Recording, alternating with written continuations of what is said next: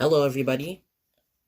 Today we're going to be talking about Indian Airlines Flight 605 and how it crashed into the ground near Bangalore. Thanks for tuning in, and I hope you enjoy this third episode of our series.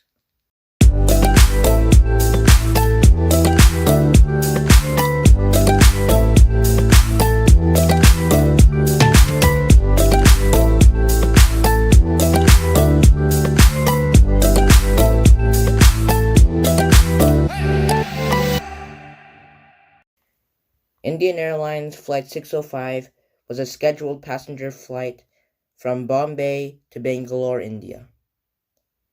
The aircraft in this incident was an Airbus A320, one of the newest planes in the world at this time. The day of the accident was February 14th, 1990. As the pilot and co-pilot prepared for takeoff, everything looked normal. This aircraft had been flown on 2 previous flights on this day, flying from Bombay to Goa and back to Bombay. This aircraft was an Airbus A320, first delivered to Indian Airlines on December 23, 1989. The aircraft today carried 139 passengers and 7 crew members. The takeoff and en route phase proceeded normally. However, things began to change as the aircraft approached Bangalore. While the aircraft was attempting to land, the pilots flew far below the glide slope. The landing gear touched down on the grounds of the Karnataka Golf Club, about 1 kilometer away from the airport. Soon after the crash, most people on the aircraft thought that the aircraft had touched down on the runway as it was a smooth landing. However, the aircraft pulled up and bounced, which caused it to impact the ground shortly after. The second impact caused several people to fall out of their chairs because seatbelts were unbuckled. Shortly after impacting the ground for a second time, the aircraft struck a 12-foot embankment, and both the engines and landing gear were torn off from the aircraft. The aircraft then proceeded to fly over a nearby road and crashed into a rocky area near the airport. Almost immediately after the impact, a fire began and survivors began trying to scramble their way out of the burning wreckage. This proved incredibly difficult as the plane was extremely torn apart and mangled, making it hard for people to escape from the aircraft. Some people were able to get out from an opening in the roof, and others were able to open an emergency door and evacuate. 92 people perished in the crash, while 54 survived, all with serious injuries. According to eyewitnesses, there were no fire service units that reached the crash site for an extremely long period of time. There was no radio connection between the tower and firefighting vehicles. The only available radio transmitter was not serviceable on the day of the accident. Analysis. What caused this incident? Taking a look back, the captain today was Cyril Fernandez, a relatively new pilot to this aircraft. He had a suitable flying time of 9,307 hours in total. However, he only spent 68 hours on this specific aircraft.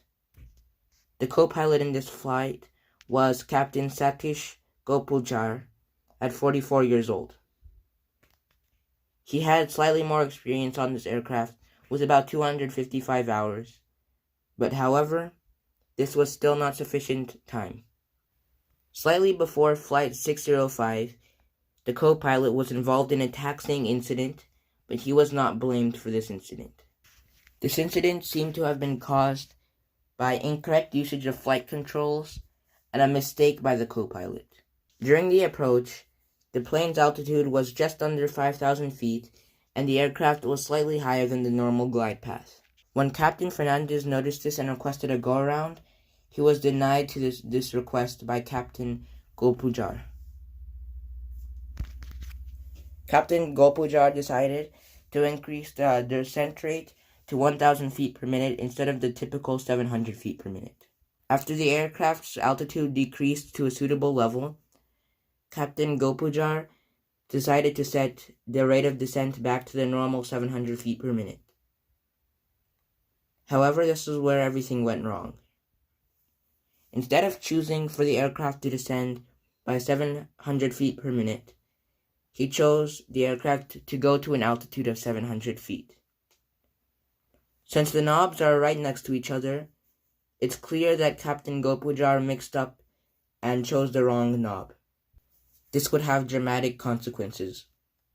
As the aircraft slowly descended towards the ground, the radio altimeter sounded out 400 feet. This alerted Captain Gopujar, and he observed that the aircraft had been descending on open descent mode this entire time. As the altimeter called out 300 feet, Captain Gopujar said that they should turn off the flight directors. Captain Fernandez turned his flight director off. However, Captain Gopujar never did. The aircraft continued to hurtle downwards towards the ground.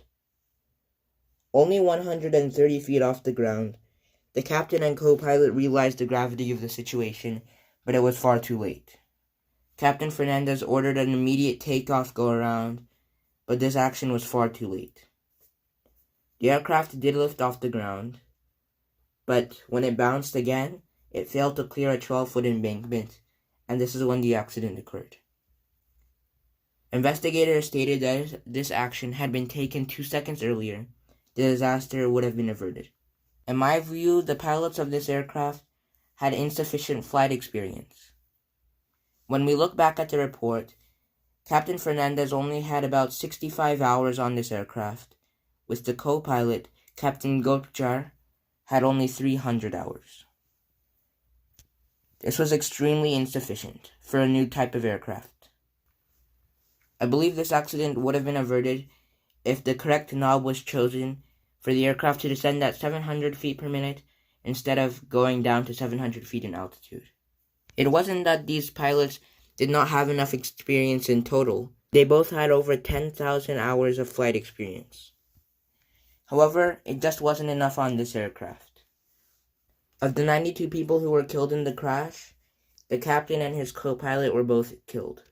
Among the 54 injured, 20 suffered head injuries, 32 suffered lower limb injuries, and 7 sustained severe back injuries. Thanks everybody for watching this episode. I hope you enjoyed. Please consider leaving a like, subscribe if you like this video, and I'll see you next time. Until next time, SFS Launch out.